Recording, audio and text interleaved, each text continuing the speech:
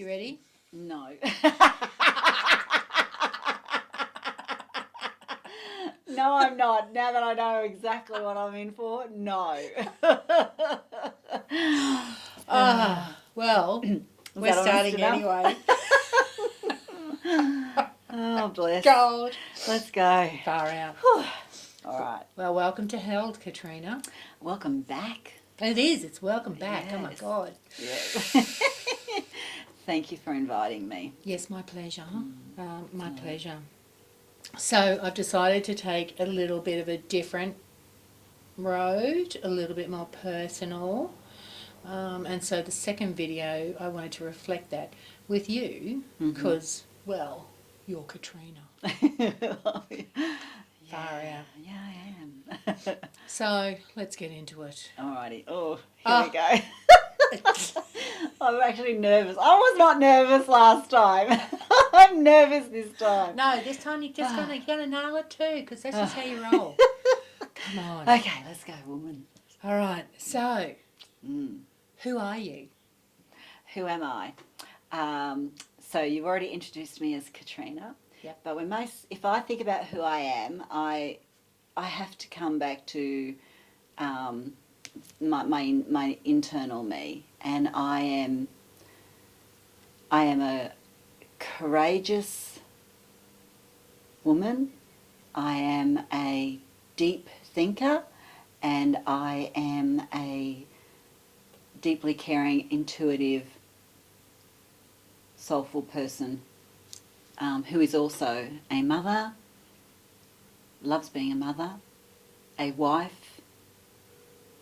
I love being my husband's wife, and I'm a people person. Such a hard question in that the I am statements are so powerful. Yeah. So how we use them matters, Yeah. I think. I agree. What's something you've come to understand about being a woman that you didn't know when you were younger? About being a woman. I think when I was younger, it was reflected in the last video as well, you kind of have no awareness really of the challenges you're going to face when you're younger as a woman. And they only come to light the more you grow and evolve into them. I didn't know even how powerful it can be to be a woman. I didn't know. My mum said something interesting once to me. I said something about being a woman and all this stuff, and she said, Katrina, the hand that rocks the cradle rules the world. And I thought for a long time about what does she mean? And I don't quite know what she meant, but the meaning I think I gave it was very much around we create life, so just how powerful that is, the way that we create and carry life, and in that the way we nurture and, look after others, the world, all those sorts of things. And because of that, and historically for my mum it probably meant that she was behind the scenes, but she had to keep everything going. She pretty much was ruling her world in the way she managed the home, managed everything, so that others, my father would work and do, those traditional roles. So the hand that rocks the cradle rules the world, because they also bring up the people that will go forth and lead and do all those different things. Yeah, right on. Have I just talked in circles then? I don't think so. No. I love that analogy. Yeah, but I didn't, so she said it to me a long, long time ago, and I don't think her meaning was the same as mine, but I feel like there's a lot of truth to that. As women, we give life, we raise life. Even if we haven't given life, we still have a way of the nurturing and bringing life to and doing that's really quite unique and special. Are there roles or expectations you felt placed on you?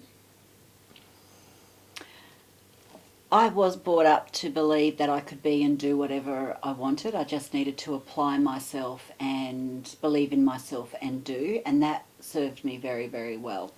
And I did approach my education and my uni and my work with that philosophy.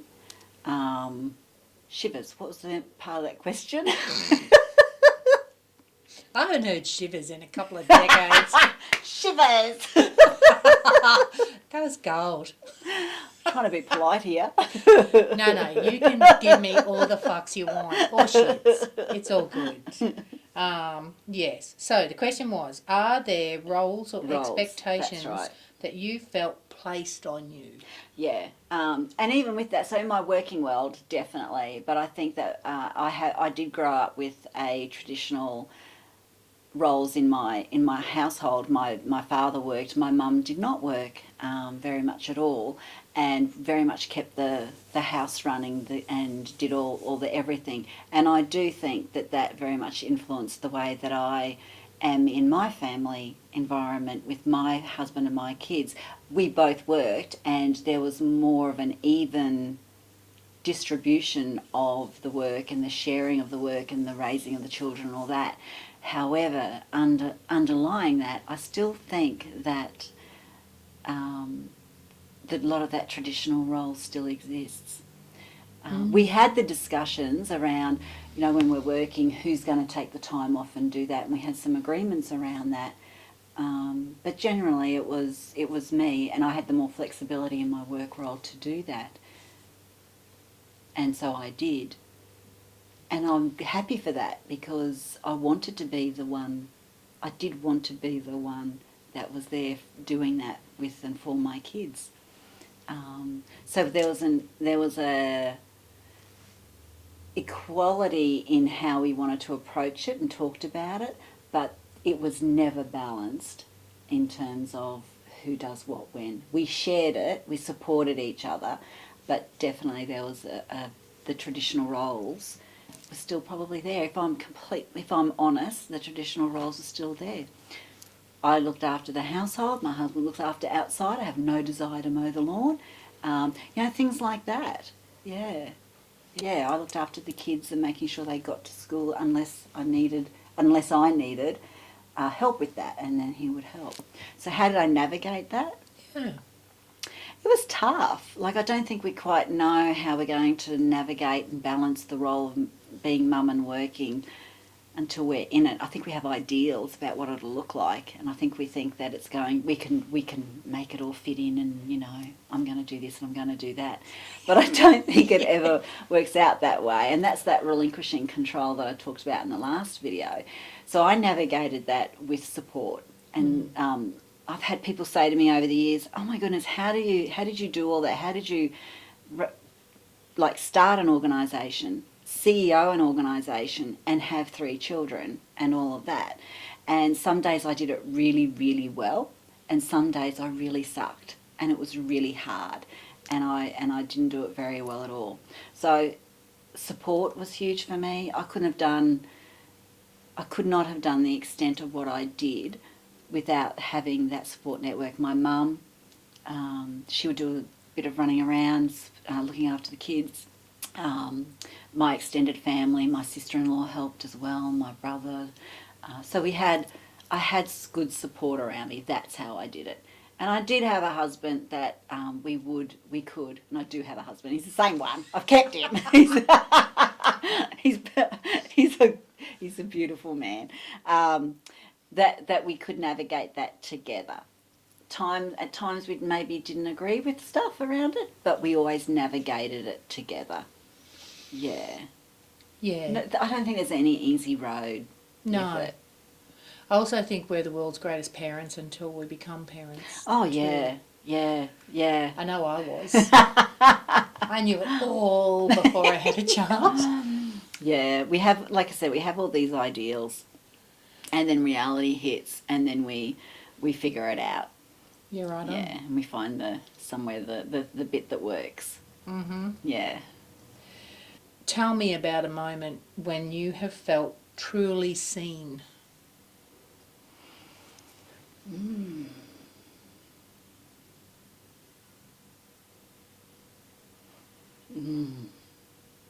Truly seen.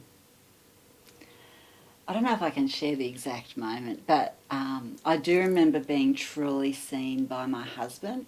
We were very young, and one day he just turned to me in a moment. You can decide yes. what moment. And he just looked at me and he just said, "Oh my goodness, you are just so beautiful." I was like, oh. And it wasn't any special scenario or situation or anything. It was just, he just saw me. Yeah, it was Wow. beautiful. Yeah, I think that's the one that comes to my head when you ask that question. Yeah. What a special moment. Yeah. Goodness. On the other end of the scale, tell me about a moment where you felt completely invisible.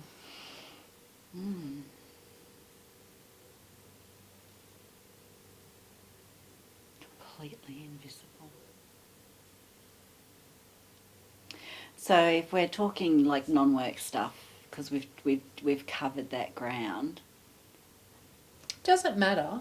Well, this is a different thing. So I'm kind of thinking, when you said invisible and I think of moments, I feel that it's more taken for granted, which is a little bit like being invisible, where it's not noticed, perhaps, if you might be struggling or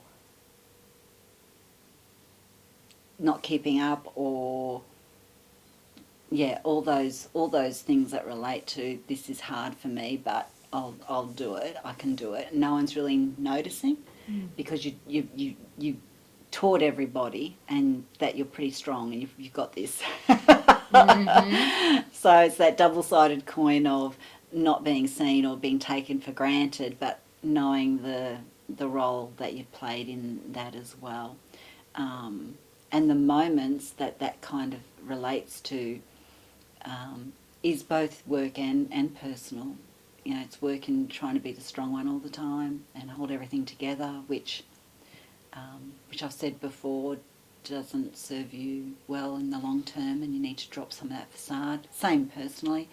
And in the private moments, it's when life gets busy and you need to stop and reconnect and connect and talk about and just be present for each other, because life gets busy and you just keep going. So it's in the trudgery or the day-to-day doing that I've probably felt at times taken for granted or a little bit invisible by the people who are around me and closest, and they just don't observe because they're busy doing their thing, and the busyness of life takes over.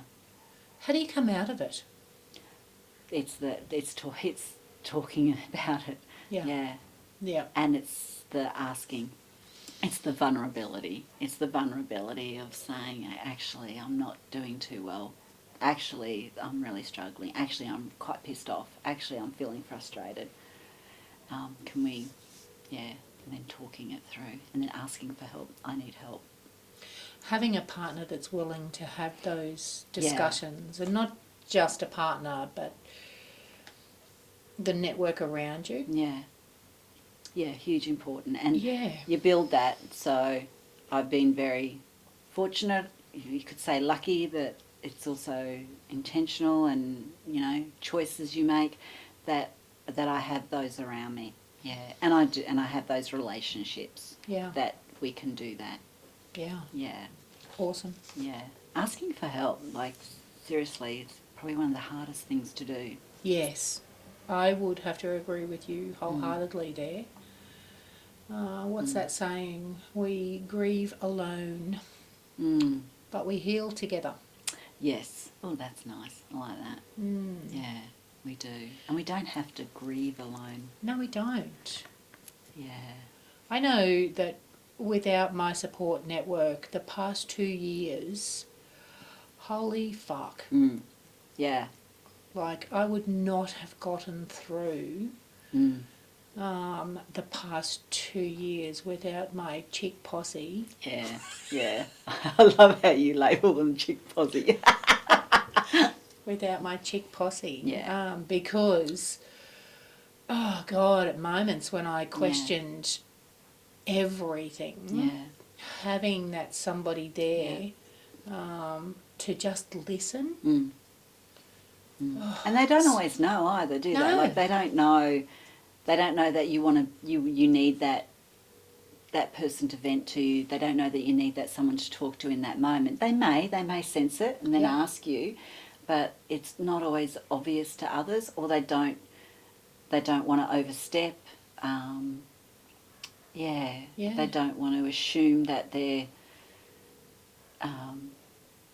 They don't want to interfere or intrude. That's the word I'm looking for. They don't want to intrude on your personal, whatever you're going through. So they may not always ask you, but it is nice when they do. Yeah, it really but they, is. you know, they're not mind readers at the same time. No. Yeah, I love my female posse as well. I'm very lucky. God, love the chicks. Yeah. God damn. Yeah. Yeah. So, what have you learned to let go of, or are still learning to?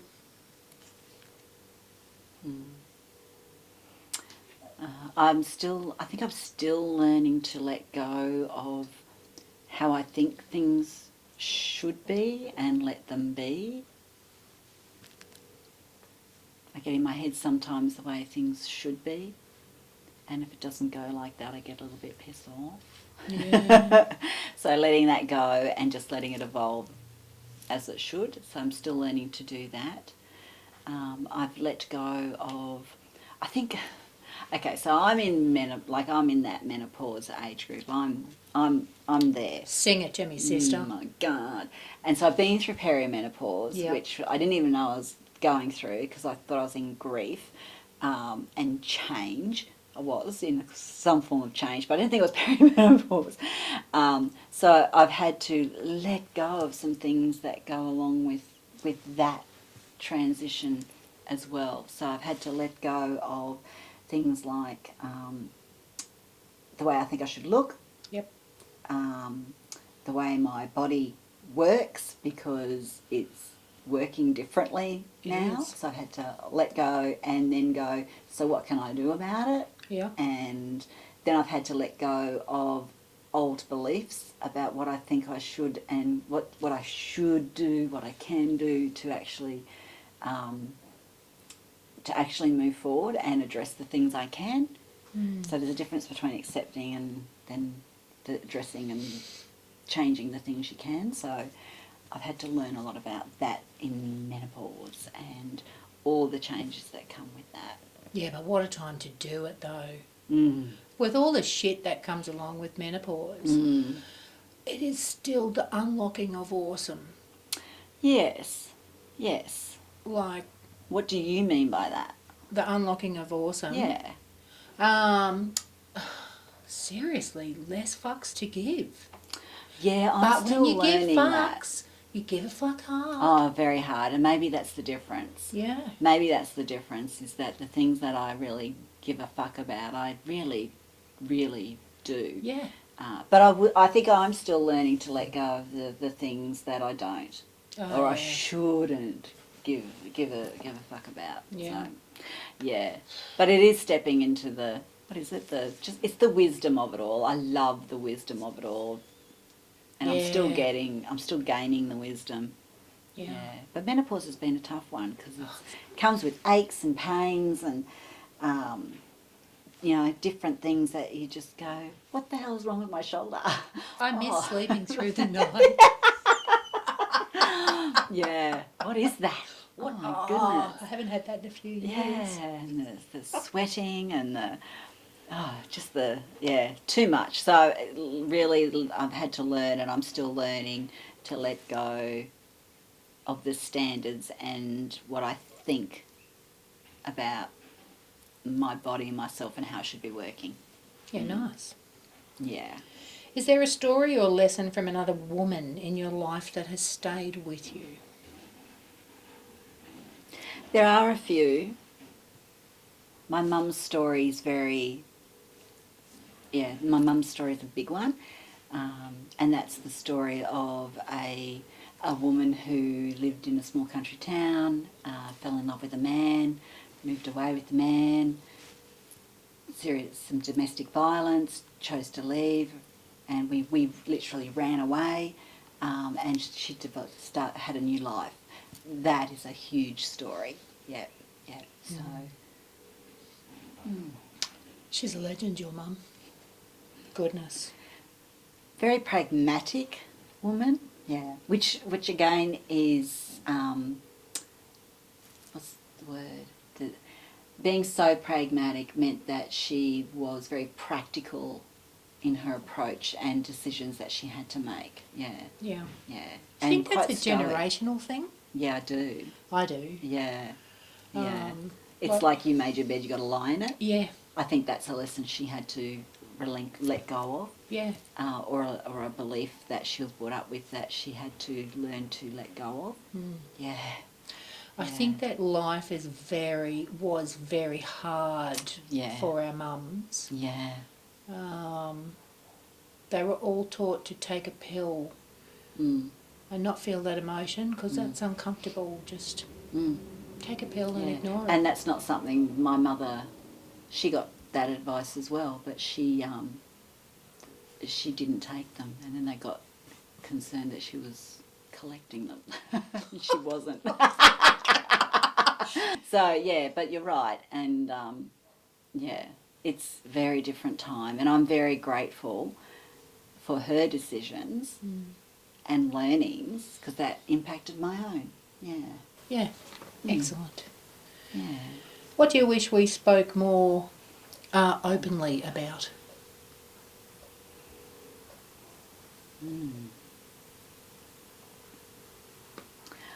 I think I'd really like us to talk more openly about just the struggles, like the real ones, what's going on in our head. Unfiltered would be nice if we could do it in a way that's not filtered. Wish we talked more about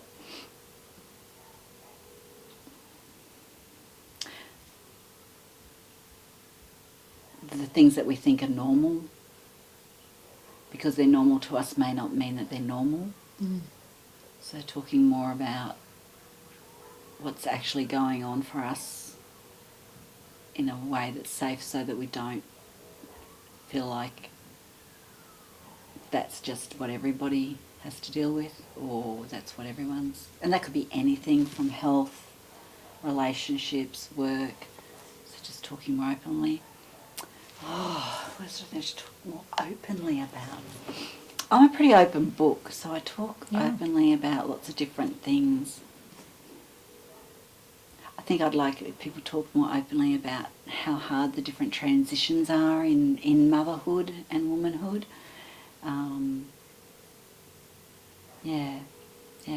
Just, from going from not being a mum to being a mum, to being a mum of toddlers, to being a mum of school, to being a mum of young adults, to being a mum of adults, to being a mum with no kids at home.